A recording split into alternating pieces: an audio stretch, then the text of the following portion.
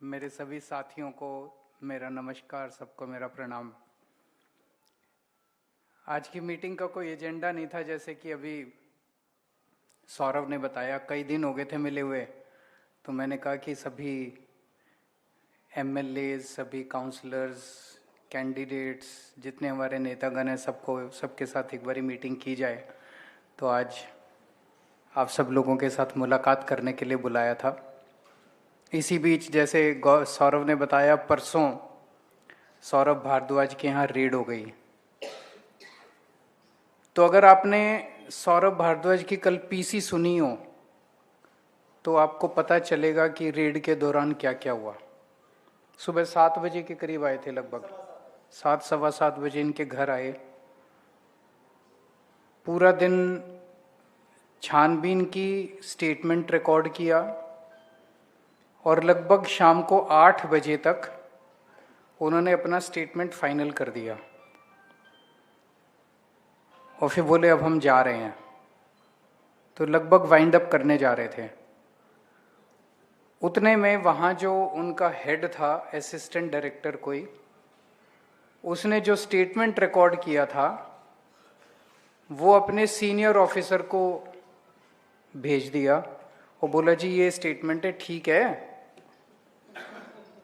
बस यहाँ से सारी कहानी शुरू हुई और 3 बज गए।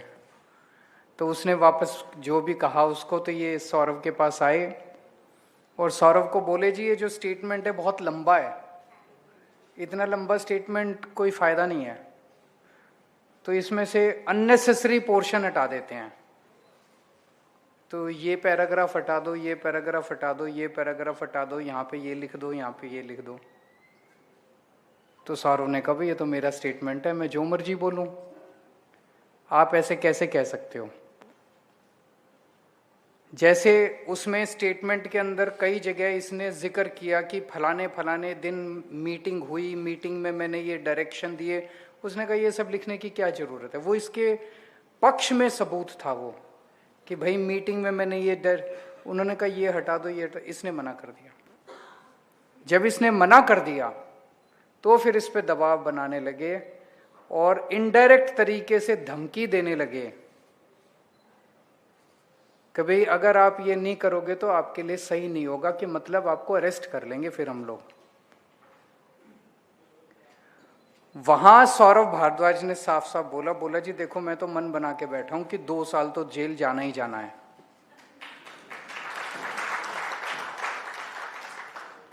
जब से अरविंद जी, मनीष जी, सत्येंद्र जैन जी, संजय सिंह जी, विजय नायर जी सब लोग जेल होके आए हैं, तब से बोला मेरे को भी क्लियर हो गया भाई 2 साल तो जेल जाना ही जाना है। कब जाएंगे ये नहीं पता, और ये भी उम्मीद है कि 2 साल में सिंघवी साहब बेल करा देंगे।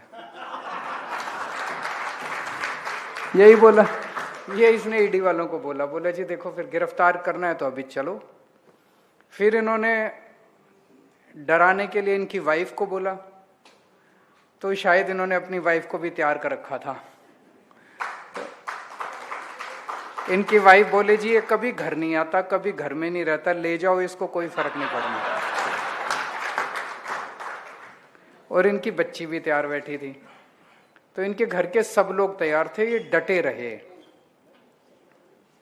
ये पूरी कहानी सुनाने का मतलब मेरा ये है कि राजनीति के अंदर जब से मानव इतिहास लिखा गया है, जब से इंसान पैदा हुआ है, तब से जहां जहां जब जब राजनीति हुई तब तब इस तरह की, जिस पुराने जमाने में एक दूसरे को मार दिया करते थे, अब ये जेल भिजवा देते हैं। जब ज्यादा गंदा राजा आ जाता है तो विपक्षियों को, विरोधियों को जेल भिजवाना चालू, झूठे केस कर करके।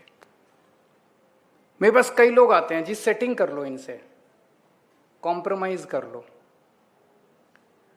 कॉम्प्रोमाइज की राजनीति चलती नहीं है। आपको ये लगे कि पीठ पीछे बंद कमरे में कोई कॉम्प्रोमाइज हो जाएगा और जनता को पता नहीं चलेगा, ऐसा होता नहीं है। सब पता चलता है जनता को, जनता बेवकूफ थोड़ी है। आज चारों तरफ चर्चा रहती है, कोई कहता है जी मायावती जी ने कॉम्प्रोमाइज कर रखा है, कोई कहता है जी ओवैसी ने कॉम्प्रोमाइज। अरे सबसे ज्यादा तो अब लोग कहने लगे हैं कांग्रेस ने कॉम्प्रोमाइज कर रखा है।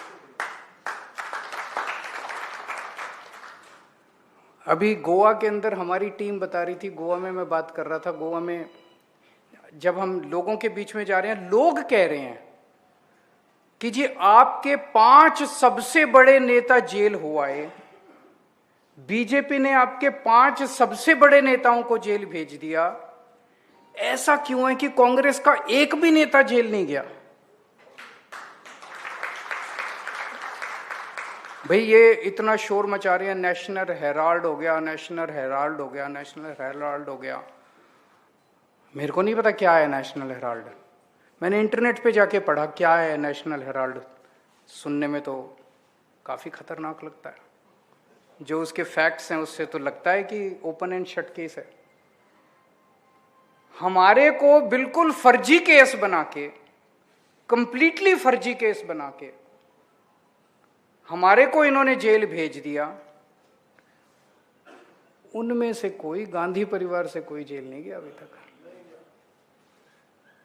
मेरे को वो भी सुब्रमण्यम स्वामी का इंटरव्यू पढ़ रहा था मैं, उस इंटरव्यू में पता नहीं वो कौन सा केस कह रहा था, एक केस का जिक्र कर रहा था कि मैंने कोर्ट में केस किया, फिर उसकी वजह से राहुल गांधी जी जेल चले जाते, लेकिन मेरे को मोदी जी का फोन आ गया कि जेल नहीं जाने देना इनको। बोलो, फिर मैं मोदी जी के फोन के बाद पीछे हट गया, मैंने कहा नहीं। तो 2014 के चुनाव में मेरे को याद है, ये हरियाणा के अंदर जितने लैंड स्कैम हुए थे उसमें रॉबर्ट वाड्रा, इनका सबका नाम आता था। उस टाइम कितना शोर, दामाद जी, पूरा 2014 का चुनाव ये दामाद जी के नाम से जीते थे। जीजा जी के नाम से जीते थे। अब कोई वही नहीं है। 2G केस बंद हो गया, कोयला घोटाला बंद हो गया, केस ही बंद हो गए। तो कुछ तो है। तो जनता बेवकूफ नहीं है, जनता सब समझती है। जनता में चर्चा चल रही है कि कांग्रेस और इनके बीच में गठबंधन है, कांग्रेस और बीजेपी के बीच में गठबंधन। हम लोग गठबंधन करने नहीं आए थे, हम लोग देश के लिए आए थे और देश के लिए लड़ते रहेंगे।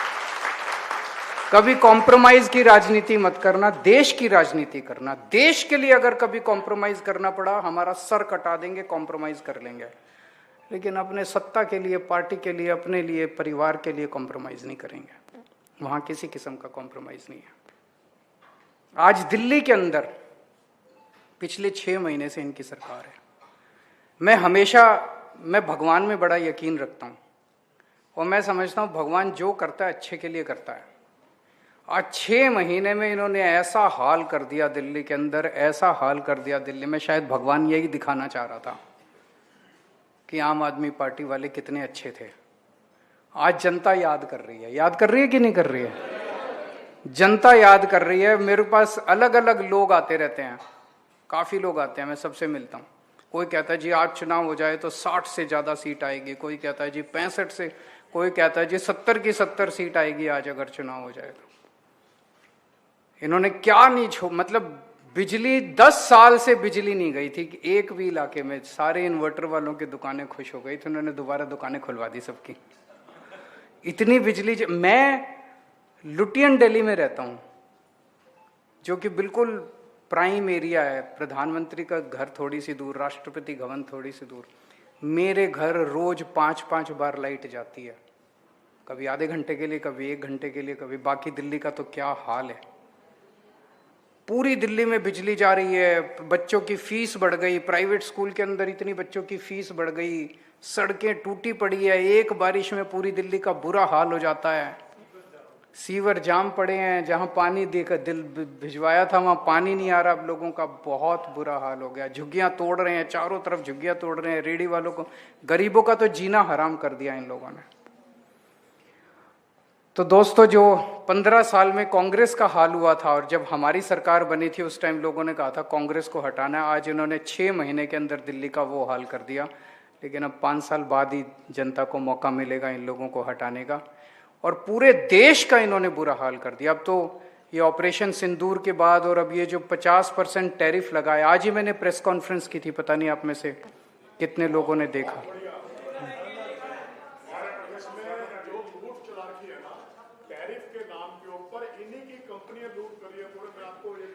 अब बड़ा इंटरेस्टिंग है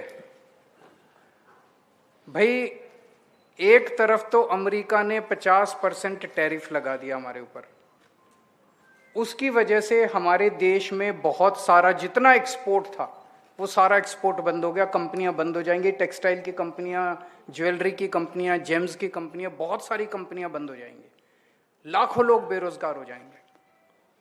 कनाडा पे टैरिफ लगाया, कनाडा ने क्या किया?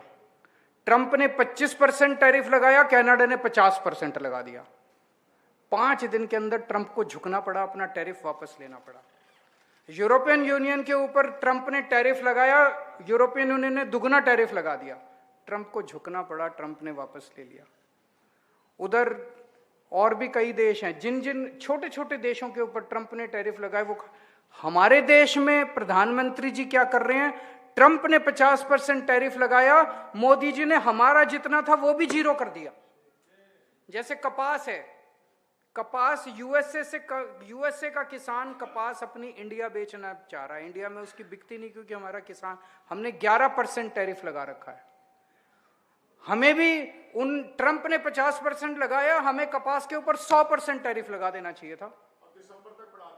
आज दिसंबर तक बढ़ा दिया, आज दिसंबर तक बढ़ा दिया। हमें 100%, मोदी जी ने जो 11% था वो भी जीरो कर दिया। पता नहीं क्या मजबूरी है मोदी जी की, जो घुटने टेक के बैठे हैं ट्रंप के सामने।